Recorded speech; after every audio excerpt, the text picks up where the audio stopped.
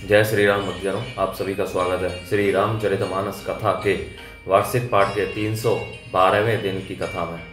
वार्षिक पाठ में हम प्रतिदिन 3 दोहे पढ़ते हैं, जिससे हमारी संपूर्ण रामायण 11 महीने में पूर्ण हो जाती है। श्री रामचरितमानस कथा कोई भी व्यक्ति आसानी से पढ़ सकता है, क्योंकि यह कथा श्री तुलसीदास जी द्वारा रचित हिंदी, अवधी व आम बोलचाल की भाषा में लिखा हुआ ग्रंथ है, जिसके लिए संस्कृत के ज्ञान का होना आवश्यक नहीं है, क्योंकि बहुत से भक्तजन व्यक्ति इसीलिए हमारे धार्मिक ग्रंथों को नहीं पढ़ पाते कि वे संस्कृत भाषा में लिखे हुए हैं।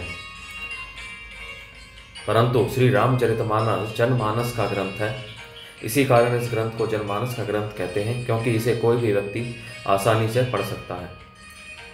तो आप सभी से अनुरोध है कि आज से ही श्री रामचरितमानस का पाठ आरंभ कीजिए और अपने जीवन को सफल बनाइए।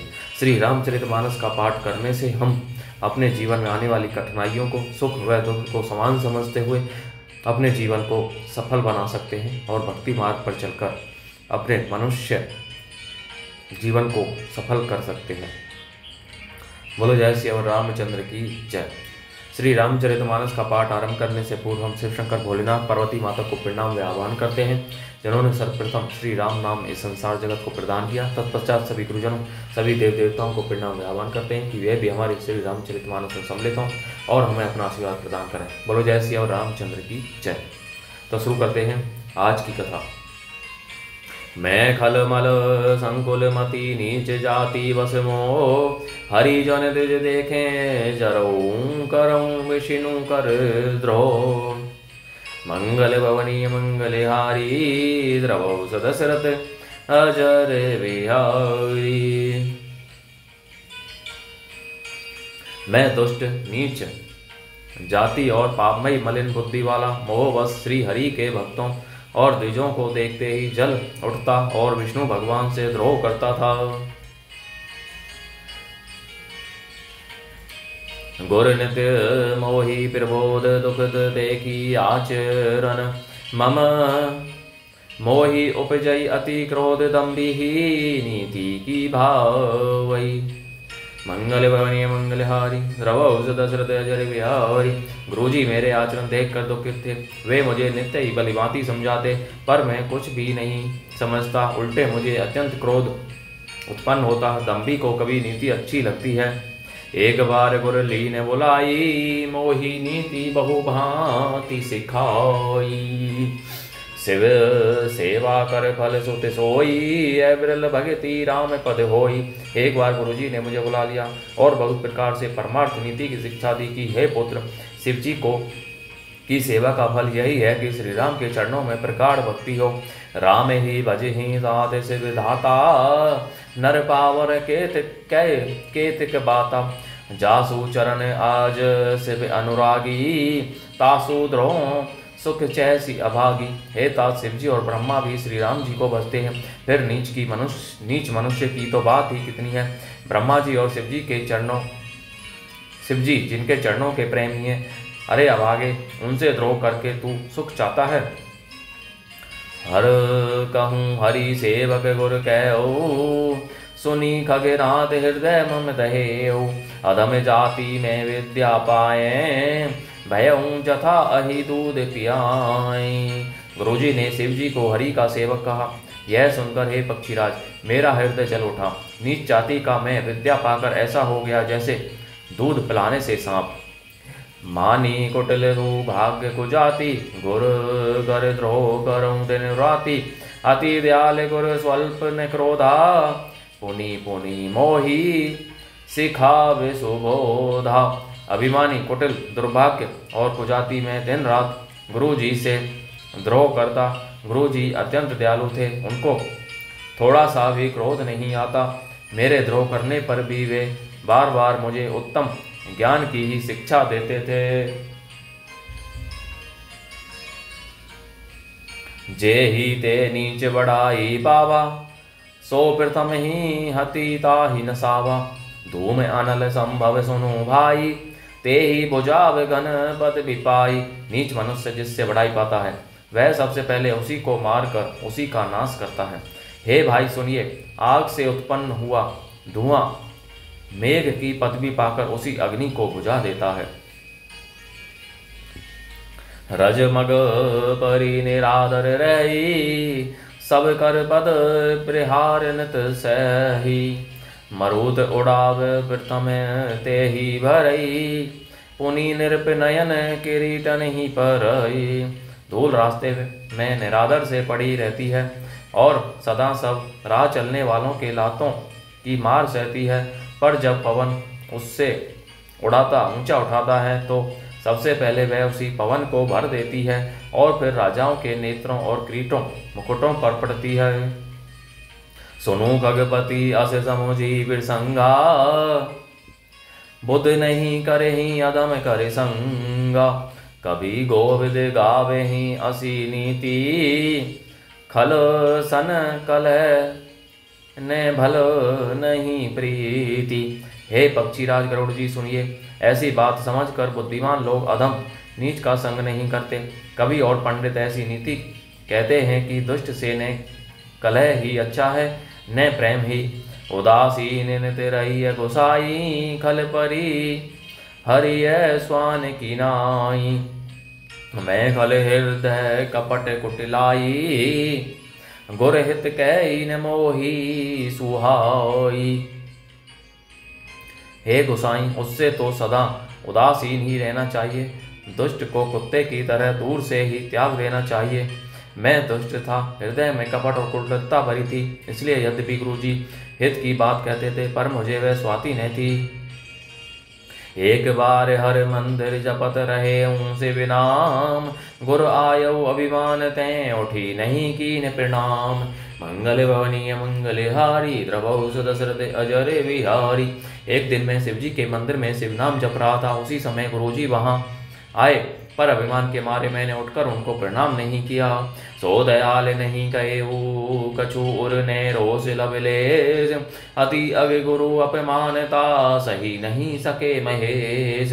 मंगल भवनीय मंगलहारी, द्रवौ दशरथ अजर विहारी। गुरुजी दयालु थे, मेरा दोष देखकर भी उन्होंने कुछ नहीं कहा, उनके हृदय में लेश मात्र भी क्रोध नहीं हुआ। पर गुरु का अपमान बहुत बड़ा पाप है, अतः महादेव जी उसे सह नहीं सके। मंदिर माज भई नभिमानी, रेहत भाग्य अज्ञ अभिमानी। यद्यपि तब गुरु के नहीं क्रोधाति, कृपाल चित समयक बोधा। मंदिर में आकाशवाणी हुई कि अरे हत भाग्य मूर्ख अभिमानी, यद्यपि तेरे गुरु को क्रोध नहीं है, वे अत्यंत कृपालु चित्त के हैं और उन्हें पूर्ण तथा यथार्थ ज्ञान है। तदपि साप सट दय हो तो ही, नीति विरोध सुहाई न मोही। जो नहीं दंड करऊं खल तोरा, भ्रष्ट होई श्रुति मार्ग मोरा। तो भी हे मूर्ख, तुझको मैं श्राप दूंगा, क्योंकि नीति का विरोध मुझे अच्छा नहीं लगता। अरे दुष्ट, यदि मैं तुझे दंड न दूं तो मेरा वेद मार्ग ही भ्रष्ट हो जाए। जे सट गुर सन ईरिसा करही, रौरव नरक कोटि जुग परही। त्रिजग जौनी पुनि धरहि शरीरा, अयोध्य जन्म भरी पावहि पीरा। जो मूर्ख गुरु से ईर्ष्या करते हैं वे करोड़ों युगों तक रौरव नरक में पड़े रहते हैं, फिर वहां से निकलकर वे त्रियक पशु पक्षी आदि योनियों में शरीर धारण करते हैं और 10,000 जन्मों तक दुख पाते रहते हैं। बैठी रहे सी अजगर इव पापी, सर्प होई खलमल मति व्यापी। महाबिटप कोटर महूचाई, रहो अधमाधम अधिगति पाई। अरे पापी, तू गुरु के सामने अजगर की भांति बैठा रहा। रे दुष्ट, तेरी बुद्धि पाप से ढक गई है और तू सर्प हो जा, अतः तू सर्प हो जा। और अरे अधम से भी अधम, इस अधोगति सर्प की नीची योनि को पाकर किसी बड़े भारी पेड़ के खोखले में जाकर रहे।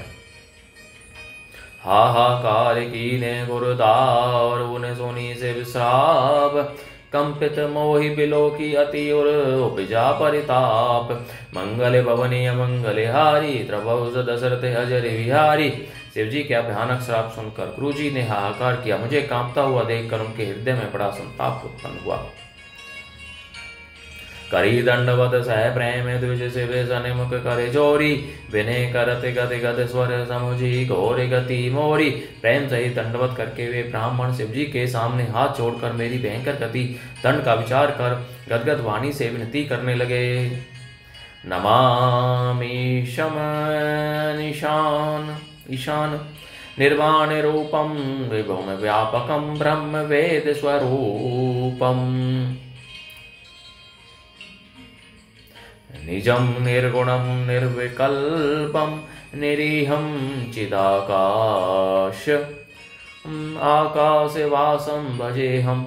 हे मोक्ष स्वरूप विभु व्यापक ब्रह्म और वेद स्वरूप ईशान दिशा के ईश्वर और सबके स्वामी शिव जी, मैं आपको नमस्कार करता हूँ। निज स्वरूप में स्थित अर्थात माया आदि रहित, एक गुणों से रहित, भेद रहित, इच्छा रहित, चेतन आकाश रूप एवं आकाश को ही वस्त्र रूप में धारण करने वाले दिगंबर अथवा आकाश को भी आच्छादित करने वाले आपको मैं भजता हूँ। निराकार ओंकार मूलम दुर्यम गिरा ज्ञान गौतीतम ईशम गिरीशम करालम महाकालिकालम कृपालम गुणागार संसार पारम नतोहम। निराकार ओंकार के मूल, तुर्य तीनों गुणों से अतीत, वाणी ज्ञान और इंद्रियों से परे, कैलाशपति विकराल महाकाल के भी काल कृपालु, गुणों के धाम, संसार से परे आप परमेश्वर को मैं नमस्कार करता हूँ। तो साराद्री संकाश गौरम गम गभीरम मनोभूत कोटि प्रभा श्री शरीरम सुपूर न मौली कल्लोलिली चारु गंगा लसबता लबालेन्दु कंठे भुजंगा। जो हिमाचल के समान गौर वर्ण और गंभीर है, जिनके शरीर में करोड़ों कामदेवों की ज्योति एवं शोभा है, जिनके सिर पर सुंदर नदी गंगा जी विराजमान है, जिनके ललाट पर द्वितीय का चंद्रमा और गले में सर्प सुशोभित है। चलते कुंडलम भ्रूम सुनेत्रम विशालम प्रसन्नाननम नीलकंठम दयालम मृगाधीश चरमांबरम मुंडमालम प्रियम शंकरम सर्वनाथम भजामि। जिनके कानों में कुंडल हिल रहे हैं, सुंदर भ्रुकुटी और विशाल नेत्र हैं, जो प्रसन्न मुख, नीलकंठ और दयालु हैं, सिंह चर्म का वस्त्र धारण किए और मुंडमाला पहने हैं, उन सब के प्यारे और सबके नाथ कल्याण करने वाले श्री शंकर जी को मैं भजता हूँ। प्रचंड प्रकष्टम प्रगलभम परेशम अखंडम अजम भानुकोटि प्रकाशम त्रियशूल निर्मूलनम शूलपाणिं भजेऽहं भवानीपतिं भावगम्यम। प्रचंड रुद्र रूप श्रेष्ठ तेजस्वी परमेश्वर अखंड अजन्मा करोड़ों सूर्यों के समान प्रकाश वाले, तीनों प्रकार के शूलों दुखों को निर्मूल करने वाले, हाथ में त्रिशूल धारण किए, भाव प्रेम के द्वारा प्राप्त होने वाले भवानी के पति श्री शंकर जी को मैं भजता हूँ। कलातीत कल्याण कल्पांतकारी सदा सज्जन आनंद दाता पुरारी चिदानंद संधो मोहा उपहारी। प्रसीद प्रसीद प्रभो मंथहार मन मंथारी। कलाओं से परे कल्याण स्वरूप, कल्प का अंत, प्रलय करने वाले, सज्जनों को सदा आनंद देने वाले, त्रिपुर के शत्रु सच्चिदानंद घन, मोह को हरने वाले, मन को मत डालने वाले, कामदेव के शत्रु, हे प्रभु प्रसन्न होजिए, प्रसन्न होइए।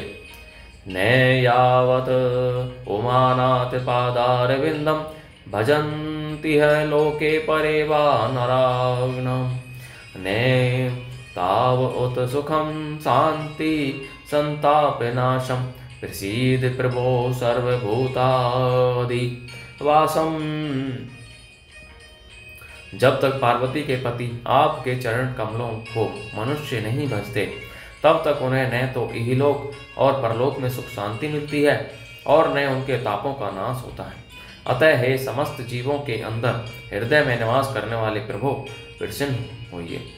न जानामि योगम जपम न ईव पूजाम न तो अहम सदा सर्वदा संभूतुभ्यम जरा जन्म दुखोद तात पयमानम प्रभो पाहि आपन्न मां शीश शंभो।